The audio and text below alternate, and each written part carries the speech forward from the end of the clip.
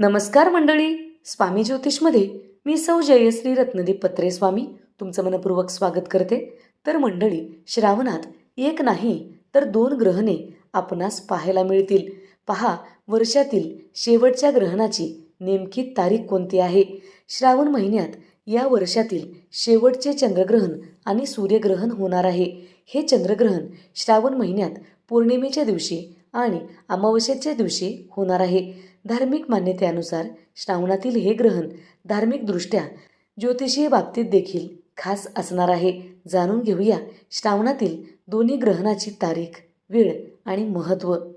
तर मंडळी, या वर्षातील शेवटचे चंद्रग्रहण आणि सूर्यग्रहण श्रावण महिन्यात होणार आहे. महादेवाच्या पवित्र महिन्यात होणारे हे ग्रहण अनेक प्रकारे विशेष मानले जाते.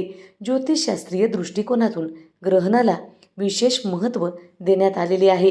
ग्रहणाचे परिणाम हे कुंडलीतील ग्रहांवर देखील अवलंबून असतो. ज्योतिषशास्त्राच्या दृष्टिकोनातून राहू, चंद्र आणि सूर्य हे एकत्र येऊन ग्रहण करतात. वैज्ञानिक दृष्टिकोनातून ग्रहणाचे महत्त्व सांगितले गेले आहे. तसेच धार्मिकदृष्ट्या भगवान शिव भक्तासाठी श्रावण महिना खूप शुभ मानला जातो आणि यंदा श्रावणात दोन्ही ग्रहणे एकत्र आल्याने ती विशेष महत्त्वाची मानले जातात. श्रावण पौर्णिमेच्या आणि अमावस्येच्या तारखेला दोन्ही ग्रहणे होणार आहेत. हिंदू पंचांगामध्ये पौर्णिमा आणि अमावस्या हे विशेष महत्त्वाचे दिवस मानले जातात. चला तर जाणून घेऊया 2026चे शेवटचे चंद्रग्रहण आणि सूर्यग्रहण कधी होणार आहे. श्रावणात म्हणजे 2026चे शेवटचे चंद्रग्रहण आणि सूर्यग्रहण कधी होणार आहे. यंदा श्रावण महिन्यात 2 ग्रहणे होतील.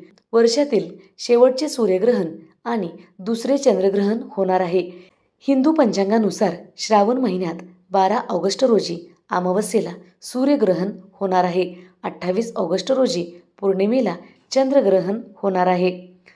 12 ऑगस्ट रोजी सूर्यग्रहण भारतीय प्रमाण वेळेनुसार रात्री 8 वाजता प्रारंभ होईल आणि भारतीय प्रमाण वेळेनुसार दुपारी 1:07 संपणार आहे.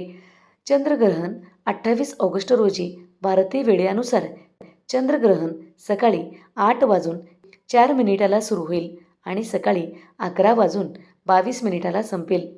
श्रावण महिन्यातील चंद्रग्रहणाचे महत्त्व जाणून घेऊया. श्रावण महिन्यात दानधर्माला अधिक महत्त्व दिले जाते. भगवान शिवाच्या भक्तासाठी श्रावण महिना खूपच शुभ मानला जातो. अशा परिस्थितीत ग्रहण होण्याच्या दिवशी म्हणजे पौर्णिमेच्या दिवशी आणि अमावस्येच्या दिवशी पूर्वजांच्या शांतीसाठी दानधर्म करू शकता. हे दोन्ही ग्रहणे भारतात दिसणार नसल्याने याचा सूतक काळ भारतात पाळला जाणार नाही किंवा ग्रहणसुद्धा पाळले जाणार नाही. जर व्हिडिओ आवडलेला असेल तर नक्की लाईक करा, शेअर करा, सबस्क्राईब करा, बाजूच्या घंटीला ऑल करा. त्यामुळेच मी टाकलेले प्रत्येक व्हिडिओ तुम्हाला पाहता येतील. धन्यवाद. हर हर महादेव.